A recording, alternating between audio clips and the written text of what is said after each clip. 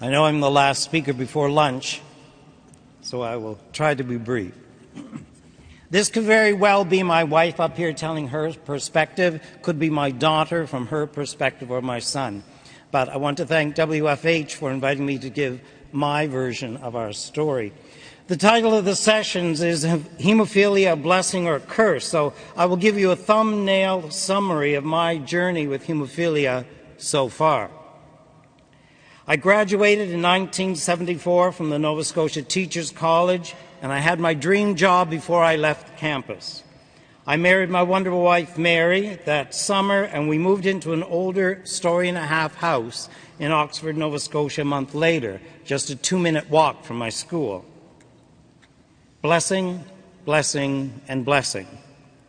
Our beautiful red-headed daughter, Emily, was born 3 years later, and I started the first of 4 summer schools for my school administration degree. Blessing, blessing. Our beautiful blonde-headed son, Ben, was born 2 years after that, right on Thanksgiving Day. Blessing. A millionaire's family, so they say. Could life get any better? At 1 month old, Ben was getting bruises where the little buttons on his undershirts were. At 4 months old, his hands swelled and turned purple, and the doctor recommended giving ASA to relieve the swelling and the pain. His hand turned black. At 7 months, he hit his ear with a plastic rattle, and it turned purple. Curses. And at 9 months old, Ben was diagnosed with hemophilia while I was away at summer school. Curses. I was introduced to the Nova Scotia chapter of the Canadian Hemophilia Society while recombinant concentrate factor 8s were being developed to replace cryoprecipitates, so treatments were made easier. Blessing and blessing. Ben's first treatment while I was away at summer school. And here was a 1-year-old with his arms strapped to a board, his body strapped to a gurney, and the doctor drew up the factor in a glass syringe that has the viscosity of trying to suck tar through a straw. At the end of it all, when they switched it over to a plastic syringe, the baby was crying, the mother was crying, the nurse was crying, and the doctor was crying. But the first to recover was the baby. The year that Ben was to start school, our whole family moved into the IWK Children's Hospital in Halifax for March break, where Mary and I learned how to infuse at home instead of running to the hospital 3 times a week. Blessing. Until you missed a vein. Curses. In the summer of 1987, the province of Nova Scotia hired its first hemophiliac nurse coordinator, Marg Doan. Blessing. And coincidentally, she was the nurse that taught us home infusion at the IWK. In the summer of 1986, our family doctor came to our house to tell us that Ben, now 7 years old, had tested HIV positive. Curses. As a member of the executive for the Nova Scotia chapter, I wrote to our political representatives, both provincial and federal, to request a meeting to discuss compensation for those infected by tainted blood products. I still have the first letters I received in return, which were simply glorified get-well cards. Hope you're feeling better soon was the message I took away. Curses. Then we had a change in provincial health ministers to Mr. George Moody. We had our meeting, our poster family, who was Randy and Janet and Gus Connors. The dominoes fell, the compensation became a reality. Huge blessing. I would be amiss if I didn't mention the unconditional love and support our family has experienced from our church community over the past 3 decades. Dr. Norman Vincent Peale and his power of positive thinking in tandem with my faith family has kept me personally grounded and ready to face the many challenges that came with Ben's hemophilia, particularly when I had to disclose to him about his HIV status. He was 12 years old.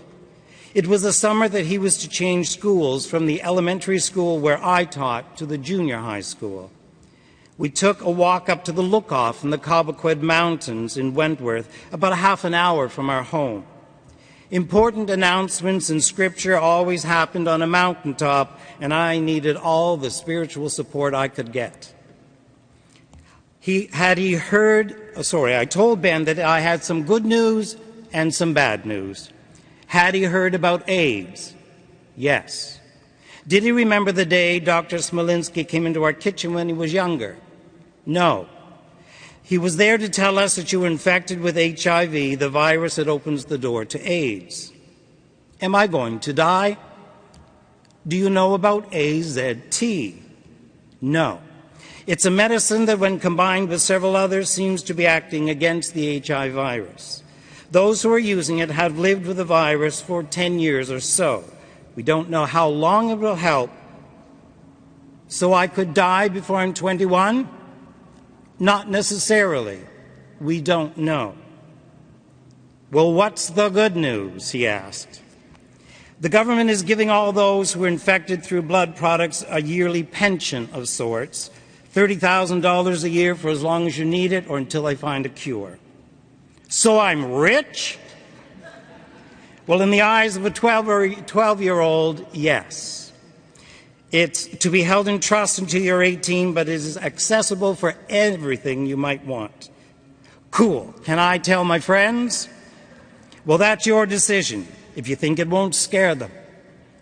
I know my friends, and they need to know. Can we go home now?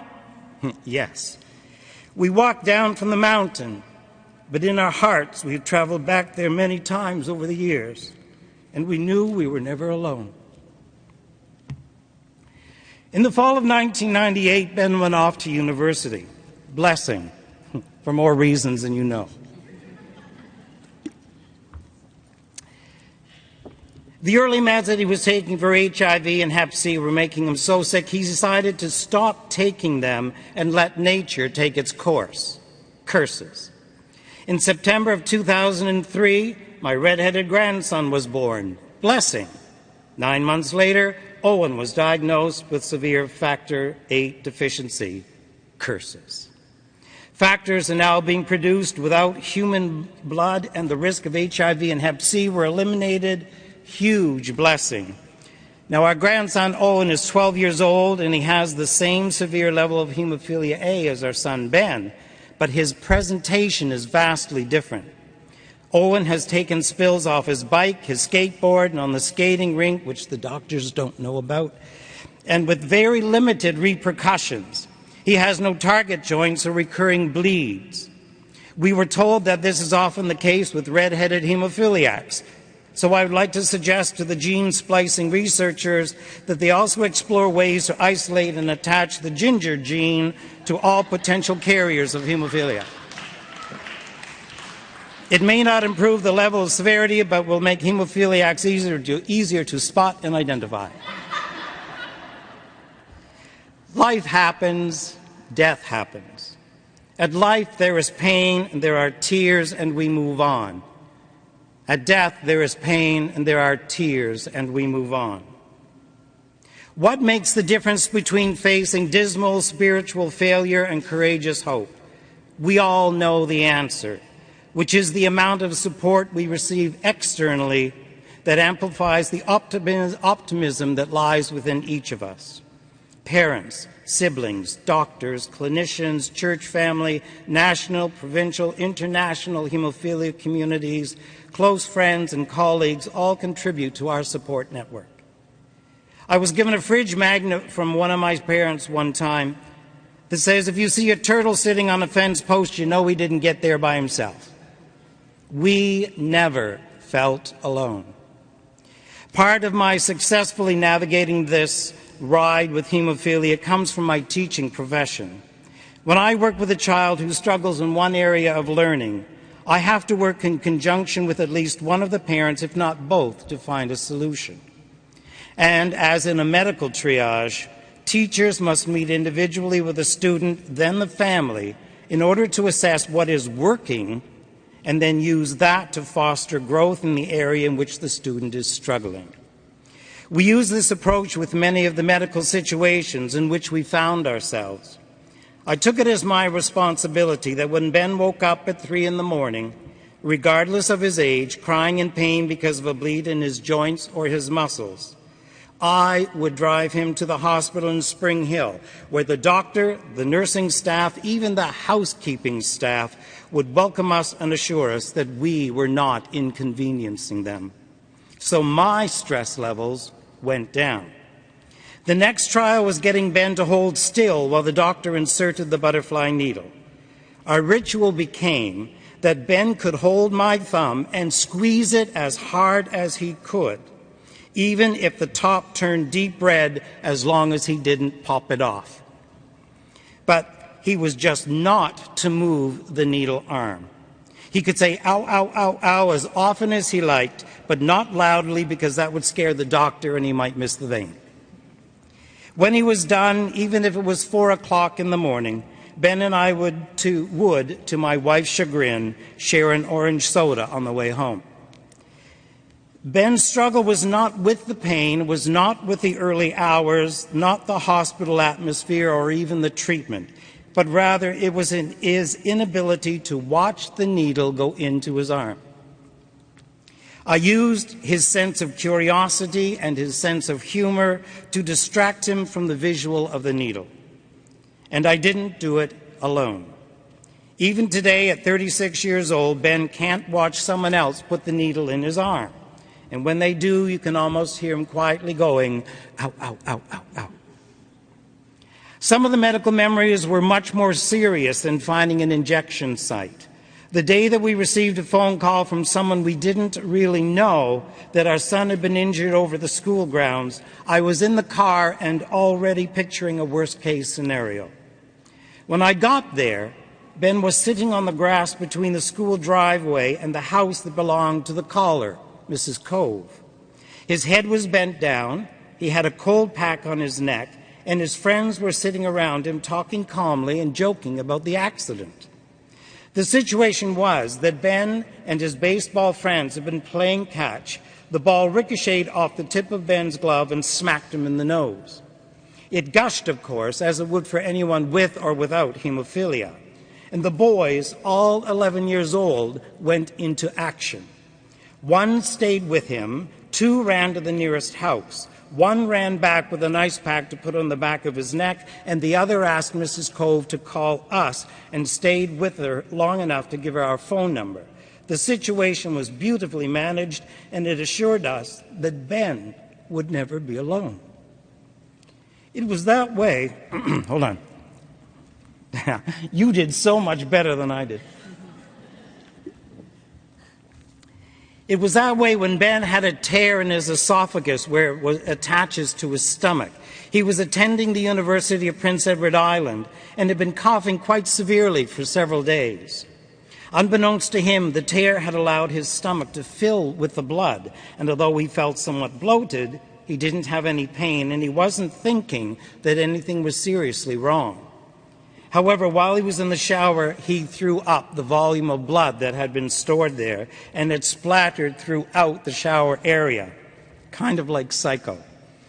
We received a call that Ben had been rushed to the Queen Elizabeth Hospital in Charlottetown, and away we went. Arriving at the hospital, we weren't sure what to expect, but we were greeted warmly by the nurse in charge, who, to our great pleasure, was a former student of mine in Oxford Elementary. We were not alone. Trudy explained the situation, said that Ben had received his factor, had an x-ray, and that everything seemed to be stable. She said that Ben's friends had done everything right, from calling the ambulance to filling in the details for the doctor's information, including our phone number. Ben was not alone. In the mid-1980s, our Nova Scotia executive members were invited to attend the first joined Canada-USA Hemophilia Conference in Houston, Texas. Blessing. I requested a leave of absence from my school board, but they were only willing to give me a leave without pay. My wife was not working at the time, and I could not afford the loss of income. Curses. A few weeks later, I received a call from a teacher, Jean Wallace, who taught art in the nearby high school, said she had something for me. And when I arrived at her home, she had an envelope of money that she had collected from the schools around our county. She had heard about the school board granting my leave without pay and had contacted many of the schools in our area about my situation. My teaching colleagues were very generous in contributing to my effort to attend the meetings in Houston, and once again I acknowledge the ever-present spirit of community in my life. Chalk up another one for the kindness of Ken and strangers alike. I don't want to sound like a broken record or a cheesy science fiction movie here, but I do need your takeaway to be from my session: we are not alone. Life happens. Death happens. Hemophilia happens. At life there is pain, there are tears, there is joy, and we move on. At death there is pain, there are tears, and there is peace, and we move on. With hemophilia, there is pain, there are tears, there is hope, and together we move on. Thank you.